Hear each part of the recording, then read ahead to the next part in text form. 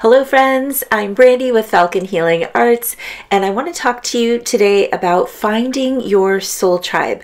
Most of us have this very deep desire to be understood and accepted by others, and it's what draws us to want to find our soul tribe, which is what I consider to be a group of friends who share the same interests and values as us. There are definitely benefits to being with your soul tribe that are so uplifting. But there are also drawbacks that you don't hear about as much. And I feel that it's important to be aware of both aspects, the benefits and the drawbacks, so that you have healthy social interaction. Otherwise, it can affect your personal power and your holistic health if you are clinging to your soul tribe too much. So we'll get into that in a bit later. I want to mention first that the reason I'm bringing this up is because as I'm recording this video, it is the end of the year. I've been doing my usual end of year reflection and then planning for the new year, and evaluating my relationships is a huge part of this process. I'm conscious of which relationships I feel are done or need to rest for a while. There are those that are important to me that I feel like I need to fix or at least establish better communication. And then there are those relationships that I want to bring into my life. So there is this mutual growth between us. I know many of you probably do this same end of year reflection too. And for some of you, finding your soul tribe may actually be on your goal list for the new year. I know from personal experience that this longing to want to find your soul tribe is usually because there's something in your life that is lacking. Some aspect that you want to bring in, or some aspect that you want to show up as, and you need that additional support. So this desire may be contrasted by feeling that you are very different from other people. It may be hard to be yourself around your family, around your current group of friends. Perhaps they make fun of your interests, or they just don't get you. This can make you feel very alone. But again, this contrast builds the desire to want to bring in these closer relationships. So when you find your soul tribe, it is the most wonderful feeling that someone completely gets you and accepts you.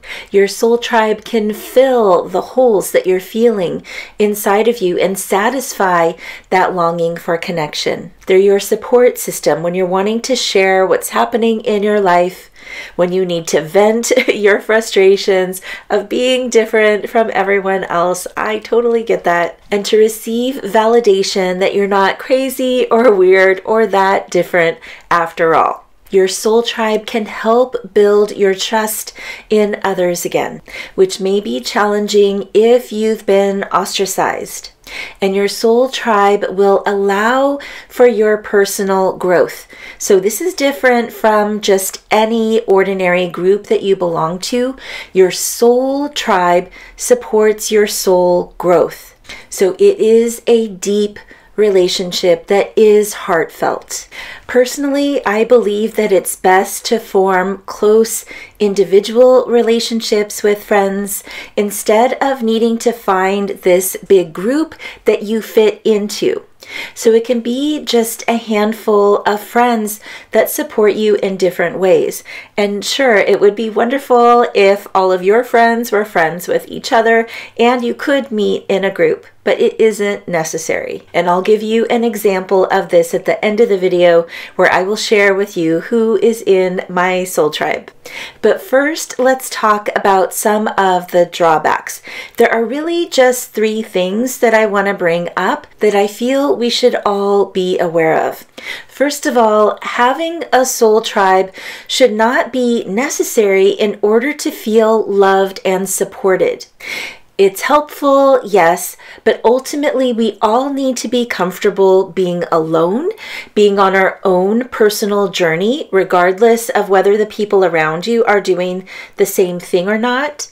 Having a solid relationship with yourself and your higher power is what's most important, and feeling that you have spiritual support all around you. So I highly recommend that you don't lose sight of this as you are trying to bring these new friends in. The second thing is that our soul tribe can be so loving and accepting that we don't experience a lot of growth with them. They may not be helping you evolve. And I don't mean this in a negative way. I mean, we still can all benefit from having different kinds of friends. It's the people who are different from us who actually help us grow the most in many cases.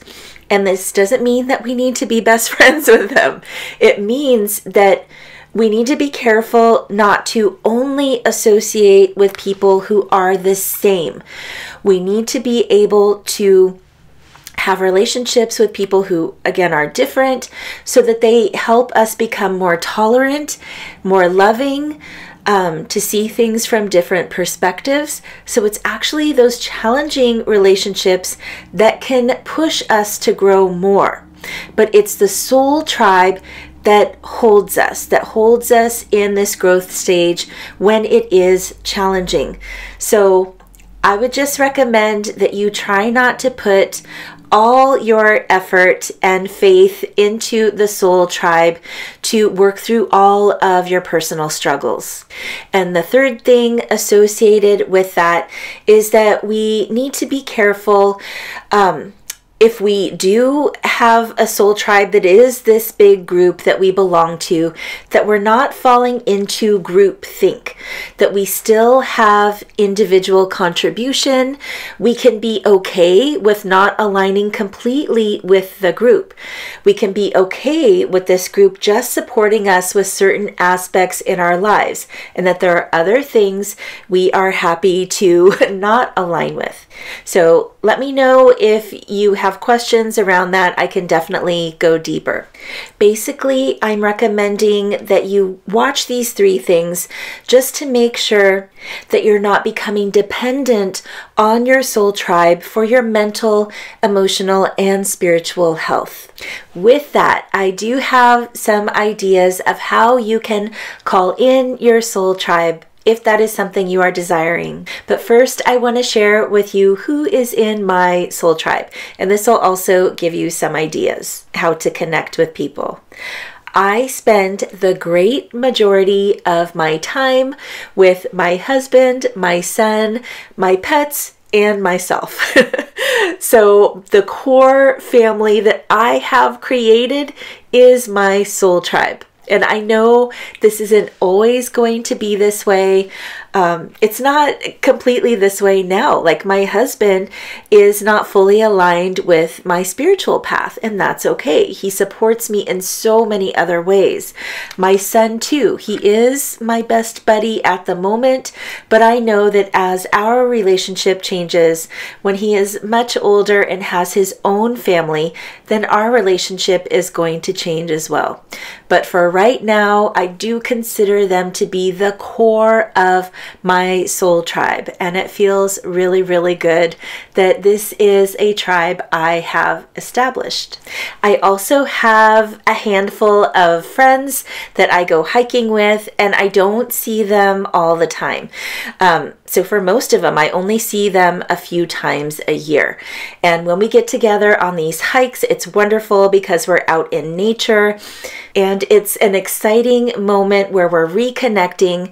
But even though we don't see each other, it's understood that we have this deep connection, and we will always be there for each other. Now, on the spiritual side, one of my mentors, Christina Rice, she has her own online membership, which I am a part of. Most of us are healers in the group. Most of us are interested in developing our spiritual gifts. And so we can go into that forum and ask questions and support each other. She also has Q&A sessions where we can connect. She has monthly group energy healings, and she also does a few fun things. Right now, we're actually doing Harry Potter watch parties. We are on the 3rd right now, and it is a lot of fun to connect this way. I also belong to a psychic group that meets once a month. All of us in this group have trained with my other spiritual mentor, Taya Strom, who is a talented psychic medium and also animal communicator. I do that too, by the way, even though I don't promote that. I probably know this group the least. We've never met in person. We've been doing this for less than a year, but the depth of the work we do together has made us very, very strong. I have had conversations with these women that I have not had with anyone else. I was also involved with the local chapter of the Weston A. Price Foundation when the lockdowns happened 3 years ago. All of us in this group built a very strong bond because of the deep-seated values we had with traditional diets, natural medicine, which countered everything that was being pushed on us by authorities. So this is one of those instances where this group I belong to was being ostracized, and that did bring us closer together. I'm not as involved with the group these days, but I did make some really wonderful friends in that group. We go for hikes, out to lunches. One of my friends, we are ice skating regularly together. They are all part of my soul tribe. Then there is you, my clients, the faithful readers of my blog, followers of this channel. What I share with you here is not easy. And I am so grateful for our mutual support and respect. And I hope that this deepens with time. Remember that if you want to help build the community here, you can like this video, subscribe to this channel, share it with a friend. And again, I am so grateful for this support. Now, if you desire closer relationships, if you want to find your soul tribe, I highly recommend that you first make a list of all the people who are supporting you in your life right now, like I just shared with you. And you're going to be surprised, I think, with the amount of support that you already have in your life. But then you want to see where the gaps are. What is important to you where you feel that you don't have enough support? And then that's what you're going to call in. Where is your tribe that can support you with this growth, with this up-leveling of your being? And then you can take action to call in your tribe. You need to take the initiative. So this could be joining meetups, joining associations, activities you enjoy, community events, or even aligning yourself with a cause or what feels like a bigger purpose. When your heart is fully aligned with the subject, the theme of these groups, then the people you're going to meet are going to have that same emotional involvement. And that's what makes these relationships strong. And you also need to make sure that you are showing up authentically. You are not trying to fit in. You're showing up as yourself and seeing who you're aligned with, who comes to talk to you. This is the best way to find your match. And then we need to make an effort to maintain these connections. And again, it doesn't need to be frequent meetups. Like I said with my friends, we just meet quarterly or even a couple of times a year. And when we meet, it's like it was just last week. We just have more to talk about.